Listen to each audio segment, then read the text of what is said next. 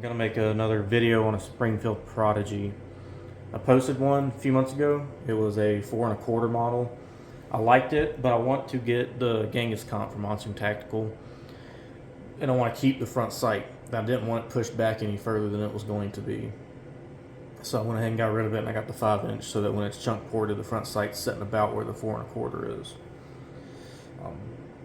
But I did modify a bunch of things on this, and I'm going to go through it and show you all that.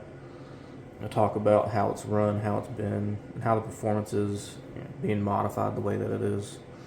But the gun's been great. It's been phenomenal. I had a single stovepipe out of it the first time I shot it, and that's it.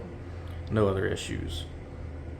But there is a disconnect ramp milled into the slide. I've milled the barrel flush to the front of the slide because it protruded some. It's as flush as it can be. I'll talk about that. There's an issue with the front of the slide. Obviously, I've stippled it. Bobtailed the grip just a little bit, opened the magwell up so I didn't need to add an internal magwell or anything. The grip's pinned. Factory trigger and trigger bow, but all the over-travel and pre-travel is almost gone out of it. It's pulling right around 3 pounds. The grip safety's been pinned. All the internal parts that touch each other have been mirror polished. The chamber was ringed just a slight bit. Rounds wouldn't drop freely down into the chamber. It needed a little encouragement. Feed ramp's been polished. The magazines I've all tuned. The rounds don't even touch the feed ramp anymore. They just go straight into the chamber. The disconnect was changed with a Wilson Combat. It has a 10-pound Wilson Combat spring. I will say that the info on the internet might be wrong about the recoil springs in these things, because the one that's in is a 10-pound, and it's lighter than the factory one. And I always see that the factory ones are 9 or 11. There's 2 different numbers floating around out there, and no one seems to actually know. But I put a 13-pound Wilson Combat recoil spring in it as well. Broke it in pretty good, and the factory spring is still heavier than the 13-pound Wilson Combat spring. And both of those springs have 500 rounds on them apiece. There's 600 rounds on this spring, almost 2,000 on the whole gun itself. Well, that I've put on it. There was somebody who owned this one before me, but they didn't shoot it a lot. The trigger's phenomenal in it now. I absolutely love the way the trigger feels. The grip's great. It's slightly narrower from where I did the stipple job, so it fits my hand a little better. I got small hands. I've got EPS MRS on it. I have no idea why Springfield raised the price of the plates, because I was thinking about getting an SRO to throw on it too, but I kind of don't want to buy an RMR plate now. Things are ridiculous. But price of admission, I guess. But I'm gonna go ahead and show you some close-ups of this. There's the stippling, nothing special. There's that slight bobtail that I put in it. Opened up the mag well.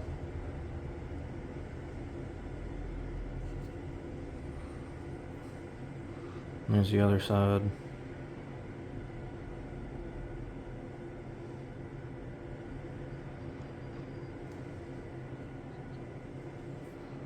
And there's what I was wanting to talk about with the barrel, making it flush. It sticks out slightly more at the top than it does at the bottom, and the face of it is 90 degrees to the center bore of the barrel. The guide rod and the reverse plug are slightly countersunk and past the slide, but they get closer as it gets toward the top. In the front of this slide, I checked it, is not 90 degrees to the top of the slide. So I'm going to have to put all this in the mill as one unit to flush it all up. I was doing just the barrel by itself because I didn't want to recoat the slide right now, but I guess I'm going to have to. And then I'll do it right before I send it off to get it ported.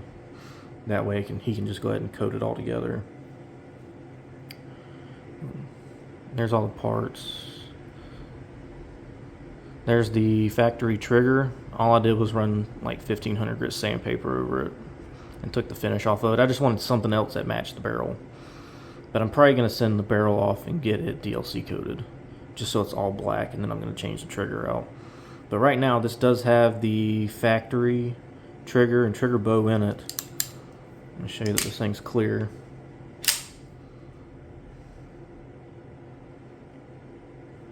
You can see it move a little bit, but that's just the play that the trigger has because they're not perfectly fit to the grip. But it doesn't move rearward any.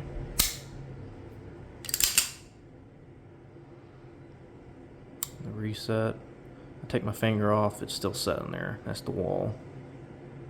It's got the littlest bit of creep, but I'm chalking that up to the cheaper parts on the inside flexing a little bit. I've tried to get it out, but there's just the littlest bit of creep. I don't know what that is. I forgot to mention why the Pretravel's gone in the trigger. This is the factory trigger bow, but I don't know if you can tell, I cut a Pretravel stop into the trigger bow, and you can see the big block there that covers the trigger bow. I cut that away on that side so that you can adjust this thing without needing to completely pull the grip apart again. You can just stick a little tiny flathead screwdriver in there and push that forward or pull it back and adjust your over travel. Yeah, you can see there's marks on this thing. I use it, I carry it. It's in my waistband every day. I love the MRS on it.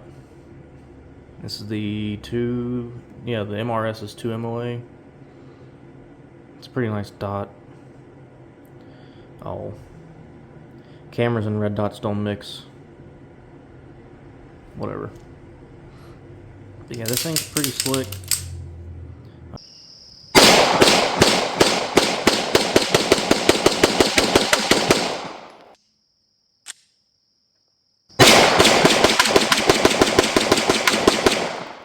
It runs pretty good. I like it. I prefer this one over the 4 1/4.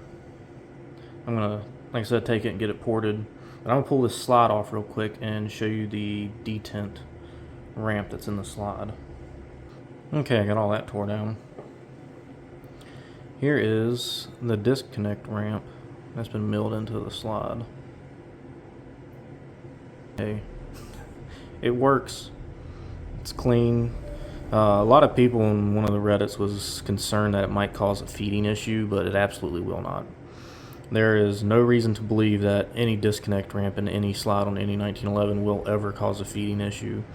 They will grab absolutely 100% every time. In order to have any sort of issue, you need to mill over half of that block away, and that is ridiculous. If you mill that much away, you don't know what you're doing, don't touch it.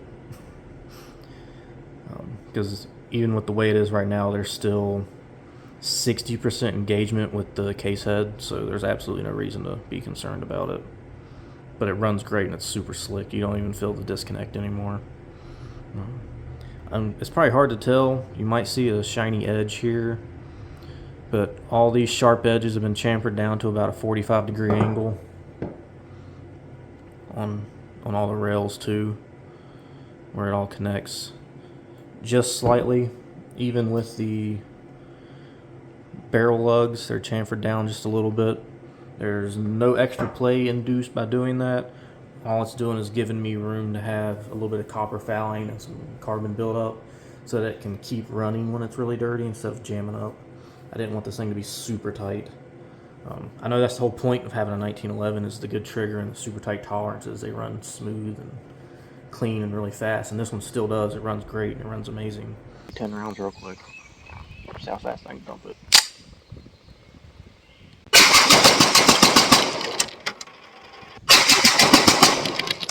It's super fast and it's slick, it's accurate. I don't have an issue with it. So loosen the gun up just a little bit to allow it to run a little dirtier.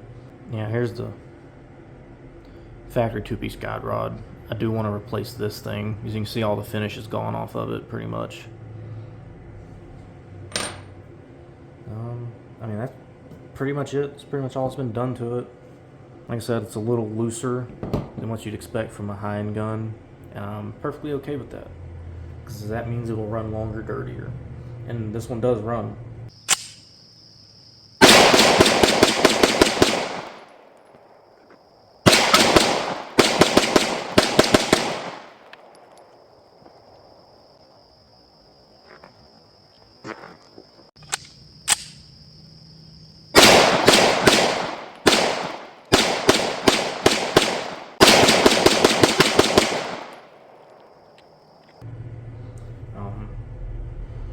said before, 700-ish rounds was the most I ran without cleaning it, without lube in it. I don't know that I'll ever run it more than that, just because no matter what kind of gun it is, I have the habit of cleaning them after I'm done shooting them. I never really let them get too dirty. You know, whether it's a SIG or a Glock or anything, it's still going to get cleaned. So we'll go ahead and put this back together real quick. Alright, well, that's that Prodigy. It's nice, it's good, it's great. Not really any words, and y'all are probably done with listening to me ramble for no reason. I just talk and talk and talk. Can't help it. Whatever. Get over it. But it's a nice gun. If you want one, I recommend getting one. Just like I said with the 4 1/4 model that I had, they're pretty good.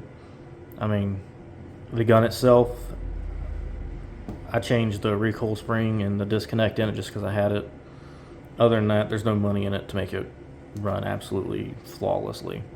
Like I said, I'll show you that trigger again. Like,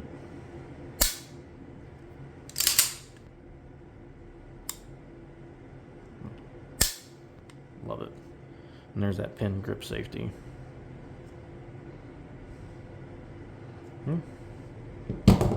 It's a great gun. If you got the money, go buy one.